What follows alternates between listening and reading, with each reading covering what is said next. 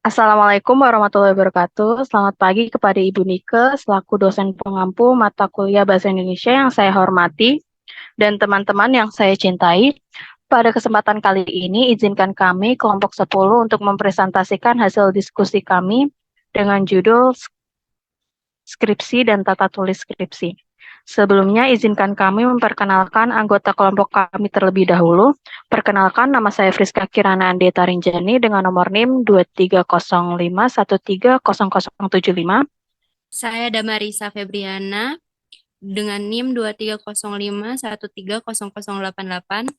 Saya Rapatrika Sakti dengan NIM 230513844. Saya Ivana Alisyandita dengan NIM 23051300072. Saya Safia Fitrianing Tias dengan NIM 23051300089. Saya Karisma Prodita dengan NIM 230513688. Saya Bayu Andriano dengan NIM 23051300090. Baik, untuk penjelasan selanjutnya akan dijelaskan oleh Safia. Definisi skripsi. Skripsi adalah karya akademis yang merupakan hasil penelitian atau kajian mendalam yang disusun oleh mahasiswa sebagai bagian dari persyaratan untuk memperoleh gelar sarjana. Skripsi bertujuan untuk mengembangkan pemahaman mahasiswa terhadap suatu topik atau masalah dalam bidang studi tertentu. Lalu selanjutnya meliputi ruang lingkup skripsi. Kajian skripsi bisa berupa perancangan metode atau produk pengembangan model, perbaikan atau peningkatan di sebuah instansi atau industri yang menjadi objek penelitian, dan pengaplikasian solusi pada sebuah sistem industri yang menjadi objek penelitian. Kajian skripsi berupa perancangan produk dan metode, serta pengembangan model harus memiliki nilai kebaharuan. Objek kajian skripsi bisa dilaksanakan pada industri manufaktur atau jasa dengan skala besar, menengah, dan kecil yang mempunyai tenaga kerja minimal 4 orang. Topik yang diangkat pada skripsi bisa diambil dari mata kuliah wajib atau mata kuliah pilihan yang telah ditempuh oleh mahasiswa. Selanjutnya, perbedaan skripsi dengan tesis dan disertasi. Ada 3 aspek, yaitu aspek metodologi penelitian, yang kedua aspek hasil penelitian, dan yang ketiga aspek kemandirian. Penelitian adalah dalam hal ini penelitian kuantitatif. Skripsi dapat mencakup satu variabel saja, tesis 2 atau lebih. Sedangkan disertasi harus mencakup lebih dari 2 variabel. Skripsi dapat ditulis berdasarkan studi kasus tunggal dalam satu lokasi saja, sedangkan tesis dan terutama disertasi harus didasarkan pada studi multikasus dan multisitus. Baik, yang kedua ada aspek hasil penelitian. Hasil penelitian yang dipaparkan dalam kesimpulan skripsi harus didukung oleh data yang diperoleh dari penelitian yang dilakukan.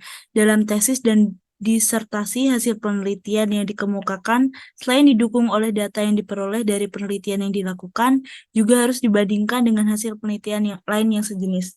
Yang ketiga ada aspek kemandirian. Untuk disertasi, kira-kira 90% dari naskah tersebut adalah karya asli mahasiswa, sedangkan 10% merupakan cerminan dari bantuan, bimbingan, serta arahan para dosen pembimbing. Untuk tesis, presentase karya asli mahasiswa lebih kecil daripada disertasi. Untuk skripsi, presentase karya asli mahasiswa bisa lebih kecil daripada tesis. Tata tulis skripsi.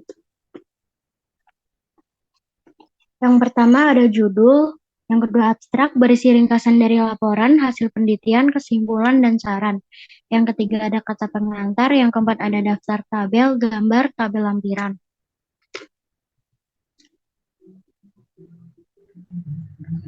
Bab 1.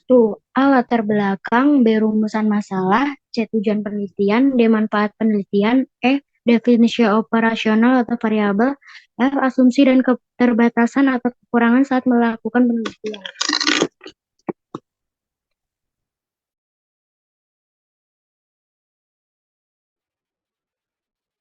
Bab 2A. Landasan teori atau kajian pustaka.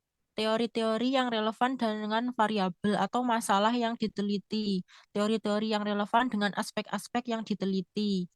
B. Hasil penelitian yang relevan dengan yang dilakukan oleh peneliti lain.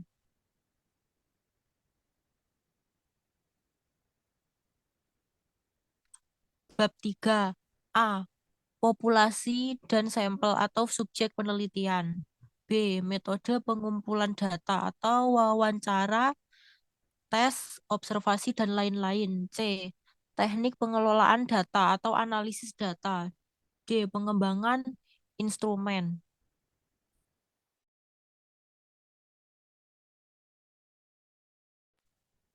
Selanjutnya ada bab 4, yaitu yang pertama ada penyajian data yang berisi tabel, grafik, dan lain-lainnya. Yang kedua ada analisis data, dan yang ketiga ada interpretasi hasil analisis data.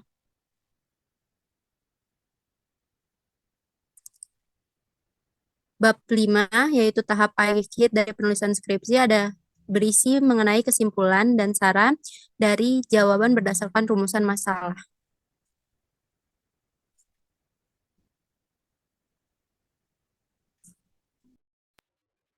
Baik, demikian presentasi dari kelompok kami. Semoga apa yang kami sampaikan dapat bermanfaat bagi kita semua. Jika ada kekurangan dalam perkataan, mohon dimaafkan. Terima kasih. Wassalamualaikum warahmatullahi wabarakatuh.